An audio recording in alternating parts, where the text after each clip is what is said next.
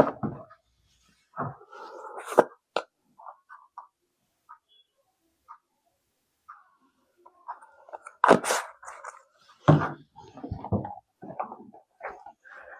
My dear students, ನಾನು ನಿಮ್ಮ Pavan sir. Welcome back to Vagmi commerce classes.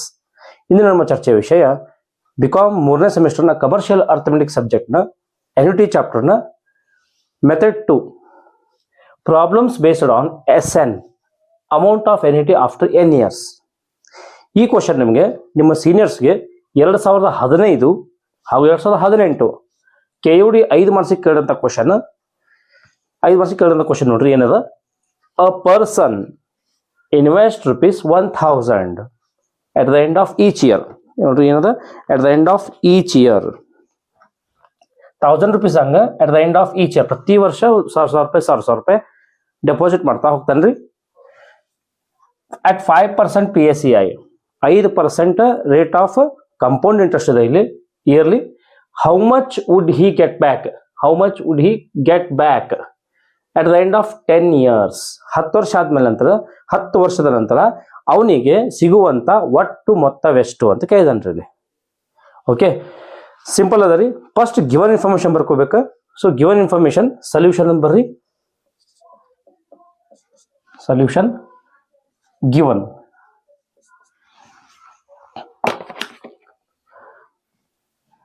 First a person invests ₹1,000. A is equal to each installment amount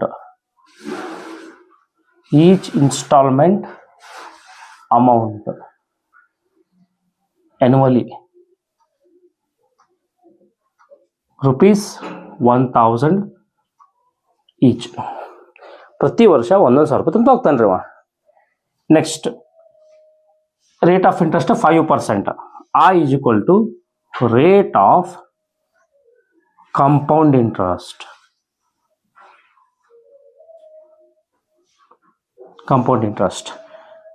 5% PACI ಅಥವಾ ಇದನ್ನ ಹಿಂಗೂ ಬರೀಬೋದ್ರಿ 5/100 0.05 ಗೊತ್ತೇ ಇದೆ ನಿಮಗೆ.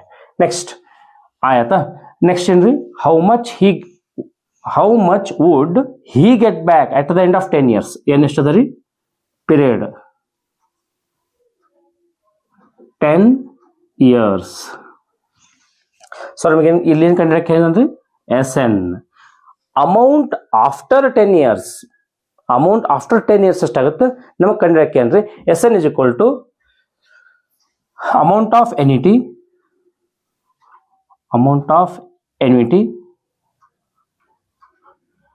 after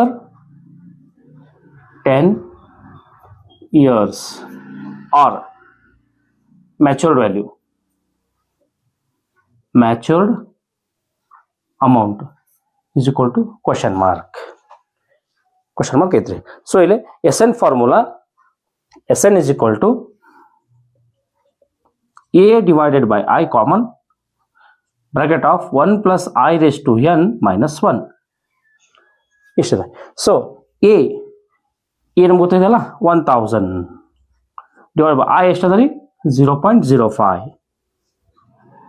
bracket of 1 plus I 0.05 raised to N 10 years ಅದ minus 1.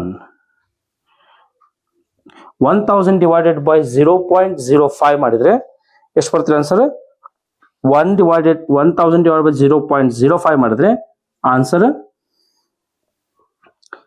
Being 2 lakh ಬರುತ್ತೆ. ಬ್ರಾಕೆಟ್ ಆಫ್ 1 ಪ್ಲಸ್ 0.05 ಮಾಡಿದ್ರೆ 1.05 ಬರುತ್ತೆ. ಅದಕ್ಕೆ 10 ಟೈಮ್ಸ್ ಇಂಟು ಮಾಡ್ರಿ. 10 ಟೈಮ್ಸ್ ಇಂಟು ಮಾಡಿದ್ರೆ 2 lakh ಬ್ರಾಕೆಟ್ ಆಫ್ 1.05 ನ 10 ಟೈಮ್ಸ್ ಇಂಟು ಮಾಡಿದ್ರೆ calculator ಬರ್ಕೋರಿ 1.05 into 1.05 into 1.05 into 1.05 1 2 3 4 1.05 again 1.05 1.05 1.05 1.05 1.05 total 10 times ಮಾಡ್ಬೇಕ್ರಿ. ಮಾಡಿದ್ರೆ ಆನ್ಸರ್ ಎಷ್ಟು ಬರುತ್ತೆ ನಮ್ದು 1.6289 1.6289. ಇದನ್ನ ಇನ್ನೊಂದು ಮೆಥಡ್ ಮಾಡ್ಬೋದ್ರಿ, ಆರ್ 1.05 ಇಂಟು ಒಮ್ಮೆ ಇಂಟು ನಾ ಪ್ರೆಸ್ ಮಾಡಿ 9 ಟೈಮ್ಸ್ ಇಸ್ ಈಕ್ವಲ್ ಟು ಹೊಡಿಬೇಕ್ರಿ. 9 times is equal to press 1.05 ನ ಇಂಟು ಒಮ್ಮೆ ಪ್ರೆಸ್ ಮಾಡಿ 9 times is equal to press ಮಾಡಿದ್ರೆ ನಿಮಗೆ 1.6289 ಬರುತ್ತೆ. ಟ್ರೈ ಮಾಡ್ರಿ.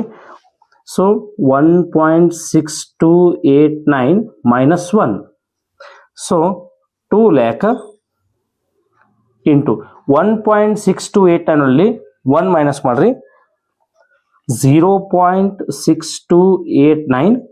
ಸೊ 2 lakh ಇಂಟು 0.6289 ಇಂಟು ಮಾಡ್ರಿ 1,25,780. ಸೊ ಎಸ್ ಎನ್ ವ್ಯಾಲ್ಯೂ ಎಷ್ಟು ಬರುತ್ತೆ ನಮಗೆ? After 10 years that person would get 1,25,780 rupees. Principal along with interest he will get 1,25,780. ಅಂದ್ರೆ 1,25,780 ರೂಪಾಯಿ ಅವಂಗ ಆಫ್ಟರ್ 10 years ಬರ್ತ್ರಿ. ಇಷ್ಟು ಮಾಡಿದ್ರೆ ನಮಗೆ 5 marks.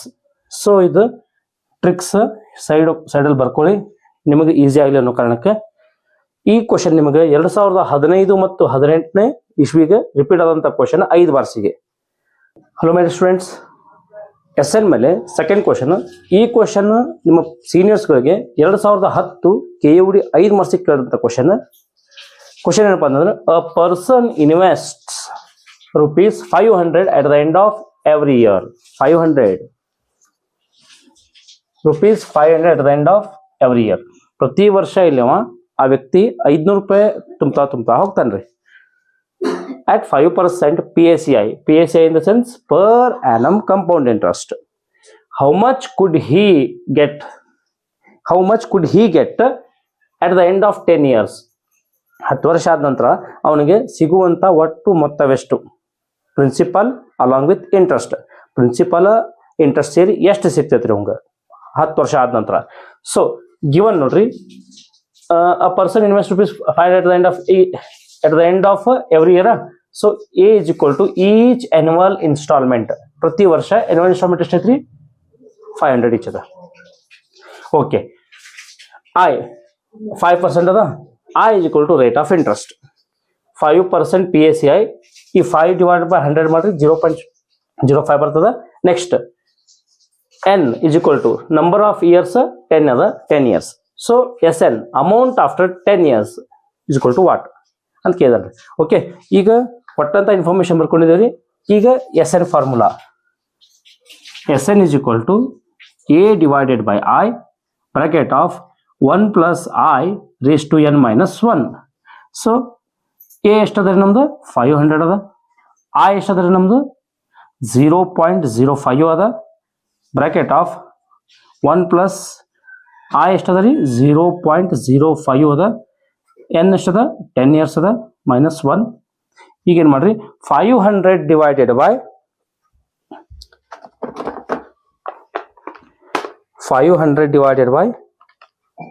0.05 ಮಾಡಿದ್ರೆ 10,000 ಆಯ್ತ್ರಿ. ಬ್ರಾಕೆಟ್ ಆಫ್ 1 ಪ್ಲಸ್ 0.05 ಮಾಡ್ರಿ, 1 ಪ್ಲಸ್ 0.05 ಮಾಡಿದ್ರೆ 1.05 ಬಂತು. 10 years minus 1 ಮಾಡ್ರಿ. ಸೊ 10,000 ಬ್ರಾಕೆಟ್ ಆಫ್ 1.05 ನ 10 ಟೈಮ್ಸ್ ಇಂಟು ಮಾಡ್ರಿ. 1.05 ಇಂಟು ನೋಡ್ರಿ 1.05 ಇಂಟು ಒಮ್ಮೆ ಇಂಟು ಪ್ರೆಸ್ ಮಾಡ್ರಿ 9 times is equal to press ಮಾಡ್ಬೇಕು. 9 times is equal to 1 2 3 4 5 6 7 8 9. 9 times is equal to press ಮಾಡಿದ್ರೆ ನಮ್ಗೆ ಎಷ್ಟು ಸಿಗ್ತದ್ರಿ ಆನ್ಸರ್?